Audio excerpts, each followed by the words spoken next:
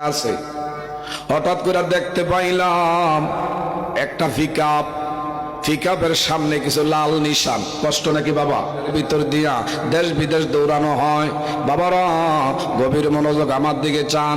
বলতেছিলাম আমার মসজিদের সামনে যেই পিকআপের সামনে দেখলাম কিছু লাল নিশান, আর গাড়িটার ভিতরে দেখলাম একটা কফিন বাক্স। হঠাৎ করে ছোট্ট ছোট্ট দুইটা বাচ্চা দেখলাম। একজন মুরব্বী ড্রাইভারের সিটের সামনে বসা। মুরব্বীটা যে কান্না করতে করতে চোখগুলা জবা ফুলের মতো লাল হইয়া রইছে। ছোট্ট এমন কোমলমতি বাচ্চা, তারা বুঝে না যে বাবায় বিদেশ গেছে। মনে হয় আমার বাবায় এই বাক্সের ভিতরে শুইয়া রইছে, তারা তো আর বুঝে না। হঠাৎ করে বাবা, আমি ড্রাইভারের কাছে আগে বললাম, মুরব্বী বাজানো, একটা বিষয় জানতে চাই। এই কফিনের ভিতরে একটা বিশেষ কইরা লাশ মনে হয় আছে, ডেড বডি আছে। এটা কই থেকে আইছে এই লাশ? হঠাৎ কইরা মুরব্বী মানুষ, সে কিন্তু কার দেরি নাই, ডেলু ডেলু করে চোখের পানি ছেড়ে কান্না শুরু করছে। হুজুর গো, আমার 5টা না 7টা না একটা মাত্র ছেলে। হায় রে, ছেলে ভাগ্য পরিবর্তনের নিয়ত কইরা বিদেশে যাবে। কত মানুষের ধারে আর বারে হাতে বইরে ধইরা টাকা ধার করছি। এমন 5 লক্ষ টাকা খরচ কইরা তারে বাহিরে পাঠাইছি। হুজুর গো, এমন দুর্ভাগা বাবা হইয়া সন্তানের লাশ লইয়া যাইডা, কি যে যন্ত্রণা বুঝানো যাবে।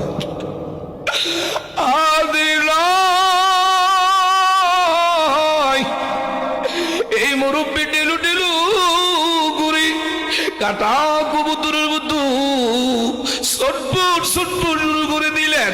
বললাম বাজানো, একটু দয়া করে আপনি শান্ত হন। কি হয়েছে? আমার ছেলেটা 3 মাসের মাথায় প্রবাস থেকে ওই দেশে সড়ক দুর্ঘটনায় দুনিয়া থেকে বিদায় নিয়েছে। হায় হায়, সন্তান 3 বছর 4 বছর পরে বিদেশ থেকে বিমানবন্দরে আসে। লাগেজপত্র টাকা পয়সা সন্তানের মা বাবা এইভাবে সম্মান করে রিসিভ করে বাড়িতে নেয়। আমি দুর্ভাগা, ফোড়া কপালদার, বদনসিবদার আমি বাবা হইয়া আজকাল 3 মাসের মাথায়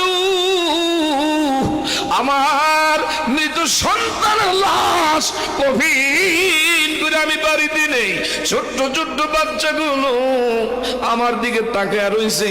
বললাম এরা কারা? কয়েরা হইল তার সন্তান, মাত্র তারা 2টা সন্তান, তার বিবি। হায় হায়, বিশেষ করে একজন হাফেজা আলেমা। আল্লাহু আকবার কর। এ বাবা, কেন কথাটা বললাম? কার কোথায় কিভাবে মৃত্যু হবে একমাত্র জানে কে? আরেকটু জোরে বলেন, জানে কে? তোমার আমার ভিসার মেয়াদ কয় দিনের একমাত্র জানে। আরো জোরে বলেন, জানে কে?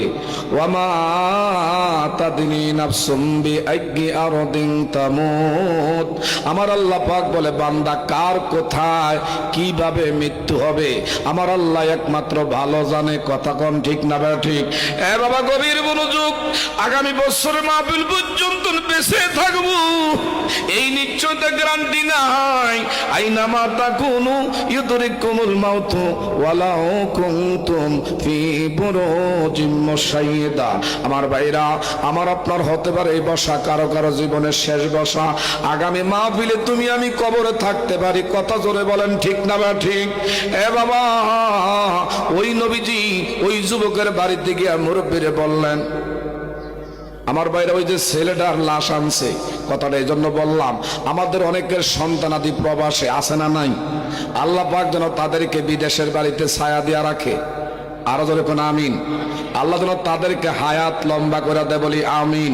এ বাবা, আমার নবীজি বলল, আপনার ছেলে মারা গেছে, আমারে জানাইলেন না, তবে তারে কোন জায়গায় দাফন করছেন একটু আমারে নিয়ে যান। আমার দয়ার নবী, মায়ার নবী রে, আর দেরি করে নাই। ওই মুরব্বী বলল, ইয়া রাসূলুল্লাহ, এটা হলো আমার সন্তানের কবর। আমার নবীর চোখ আর আমাদের চোখ একরকম নাকি বাবা? নবীর চোখ ও চোখ আমাদেরও চোখ। কোথায় হলো আমার ভাইরা আগরতলার আমাগো খাটের তলাও তলা, কোথায় হলো রাজরানী আর কোথায় খেতায় মতনি। আমাদের দেশের রেল লাইনের পাথরও পাথর আর হজরে আসর পাথর আছে, পার্থক্য ঠিক না ঠিক? এটার মধ্যে পার্থক্য আছে না নাই? আমার নবীর চোখ, যারা বলবে নবী আমাদের মতো, এই কথা আবু জাহেলের কথা, কোন ইমানদার ব্যক্তির কথা নবী আমাদের মতো এটা বলতে পারে না। কথা বলেন ঠিক না ঠিক? নবী নবীর মতো, দুনিয়ার কারো সাথে তুলনা করলে ইমান থাকবে না। কথা কোন ঠিক না ঠিক? আমার নবীজি ওই যুবকের কবরের পাশে গিয়েও দুইখানা হাত বাড়াইয়া দিলেন। এ বাবা, যারা আজকে যুবকের এখানে আসো, তোমাদের পায়ে ধরে বইলা যায়, যাদের মা বাবা দুনিয়া বেঁচে আছে, বাবা জীবনে কোনোদিন মার সঙ্গে বেয়াদবি করবা না, বাবার সাথে আচরণ খারাপ করবা না। আমার নবীজি ওই যুবকের কবরের পাশে দুইখানা হাত বাড়াইয়া কান্না করে হঠাৎ করে নবীজি দেখতে পায় এই যুবক আমার আল্লাহর জান্নাতের চাটিয়াল ময়দানে বিচরণ করে। নবীজি এখন মুস্কি মুস্কি হাসে। সাহাবায়ে কেরাম বলল, ইয়া রাসূলুল্লাহ, ইয়া হাবিবাল্লাহ, আল্লাহ নবী গো, একটু আগে দেখলাম আপনার মুখের মধ্যে, চেহারা আনোয়ারের মধ্যে দুঃখ কষ্টের চাপ, আর এখন দেখতেছি আপনার চেহারার মধ্যে হাস্যোজ্জ্বল হাস্যোজ্জ্বল ভাব। আমার নবীকে আমি যা জানি, যা দেখি তোমরা তা দেখো না। আল্লাহু আকবার কন। আমার নবীজি সাহাবায়ে কেরামদের কাফেলা নিয়া একটা গোরস্থানের পাশে দিয়া যায়। এ বাবা, নবীজির ব্যবহারে যে উটনি এইভাবে লাফালাফি শুরু করছে, নবীর উটনি কবরের খবর জানে, আমার নবী জানেনি। আরো যেরকম জানেনি। একদল কয় পিছনে ওয়াল, ওয়ালের পিছনে কি আছে নবী বলে জানে না। নাউজুবিল্লাহ করতেন না। জানায় কে? আরো জোরে বলেন, জানায় কে? আমার নবীজির ওট, ব্যবহারের উটনি গোরস্থানের পাশে গিয়া এইভাবে দাপড়াদাপড়ি করে নবীর মিটারে ধরা খাইছে। নিশ্চয় নিশ্চয় এটা গোরস্থান, এই গোরস্থানের মধ্যে একটা যুবকের কবরে আযাব হচ্ছে। আল্লাহু আকবার কর। আমার নবীজি সাহাবায়ে কেরামদেরকে বলল, তোমরা দয়া করে নাইমা পড়ো। নবীজি সবাই রে নিয়া দুইখানা হাত বাড়ায় বলল, আল্লাহ, এই যুবকের লাগে হাত বাড়াইলাম, দয়া করে গো তোমার গোলাম রে তুমি কবরের আযাব মাফ কইরা দাও। আমার নবীজি একবার না বারবার দোয়া করার পরে আবার কবর দিকে তাকায়া দেখে কবরের আযাব আমার আল্লাহ মাফ দেয় না। এ বাবা, যুবকদেরকে বলি, অনেকে আছো বউয়ের কথায় মা বাবার সাথে কঠোর বাক্য আচরণ করো। মার মনে যদি দুঃখের দাগ লাগায়া রাখো, বাবার কলিজায় যদি কোনো কষ্টের দাগ লাগায়া রাখো, একবার না বারবারও যদি মক্কা মদিনা হজ্জে বাইতুল্লাহ করো, আমার আল্লাহর দরবারে এমন হজ কবুল হবে না। ঠিক না ঠিক? আর যদি ভাগ্যের চাক্কা ঘুরাইতে চাও, এ বাবার গভীর মনোযোগ, যদি তুমি ভাগ্যের চাক্কা, তোমার যদি দিনকাল আল্লাহ পাকের কাছে যদি চাইয়া পরিবর্তন করতে চাও, মা বাবার মুখে হাসি ফুটাও। মা বাবা এমন এক জিনিস, রিজল রব্বি ও রিজল ওয়ালিদাইন, এরা খুশি হইলে আমার আল্লাহ খুশি, এরা বেজার হইলে আমার আল্লাহ বেজার। কথা জোরে কোন ঠিক না ঠিক? 10 মাস 10 দিনও মায়ের গর্ভে দিলেন ঠাই, রক্ত মাংস খাইয়া মায়ের ববে আসলাম তাই, ভূমিষ্ঠ হইয়া আমি উঠিলাম কান্দিয়া, শান্ত করিলেন মায়ের বুকের দুধ দিয়া। ঠিক না ঠিক? আমি অসুখ হলে দেখি চাইয়া